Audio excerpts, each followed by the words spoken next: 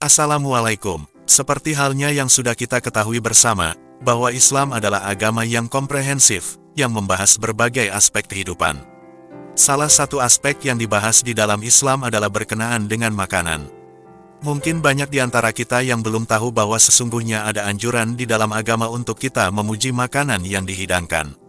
Ingin tahu bagaimana pembahasannya, atau ingin tahu dalil-dalil yang menganjurkan kita untuk memuji makanan yang dihidangkan? Yuk simak di video ini, jangan lupa ditonton sampai selesai, agar tidak salah paham.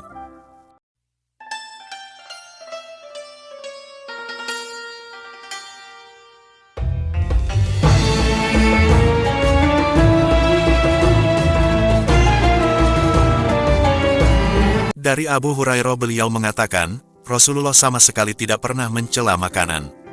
Jika beliau menyukai satu makanan, maka beliau memakannya. Jika beliau tidak suka, maka beliau meninggalkannya.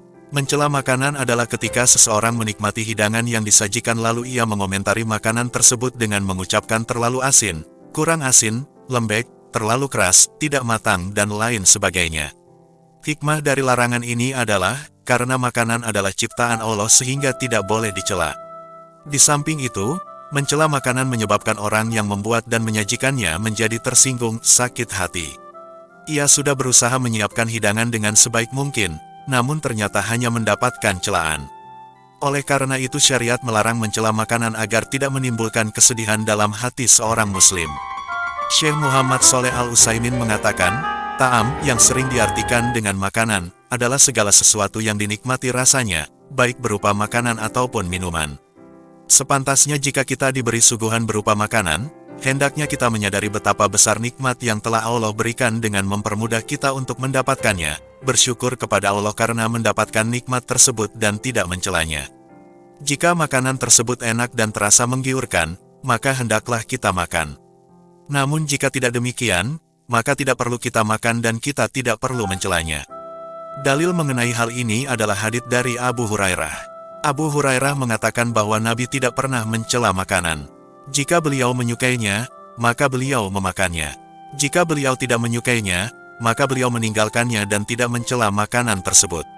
Misalnya ada orang yang diberi kurma dan kurma yang disuguhkan adalah kurma yang jelek, orang tersebut tidak boleh mengatakan kurma ini jelek. Bahkan kita katakan pada orang tersebut jika engkau suka silakan dimakan dan jika tidak suka, maka janganlah dimakan. Adapun mencela makanan yang merupakan nikmat Allah kepada kita dan hal yang Allah mudahkan untuk kita dapatkan, maka hal ini adalah hal yang tidak sepantasnya dilakukan. Begitu juga jika ada orang yang membuat satu jenis makanan kemudian disuguhkan kepada kita. Namun ternyata makanan tersebut tidak kita sukai, maka kita tidak boleh mencelanya. Jika masakan ini kau sukai silakan dimakan, dan jika tidak, maka biarkan saja. Hadits dari Abu Hurairah di atas memuat beberapa kandungan pelajaran, di antaranya adalah sebagai berikut. Setiap makanan yang mubah itu tidak pernah Nabi cela, sedangkan makanan yang haram tentu Nabi mencela dan melarang untuk menyantapnya. Hadits di atas menunjukkan betapa luhurnya akhlak Rasulullah Shallallahu Alaihi Wasallam. Beliau adalah seorang yang memperhatikan perasaan orang yang memasak makanan. Oleh karena itu, Nabi tidaklah mencela pekerjaan yang sudah mereka lakukan, tidak menyakiti perasaan dan tidak melakukan hal-hal yang menyedihkan mereka. Hadits di atas juga menunjukkan sopan santun. Boleh jadi suatu makanan tidak disukai oleh seseorang akan tetapi disukai oleh orang lain.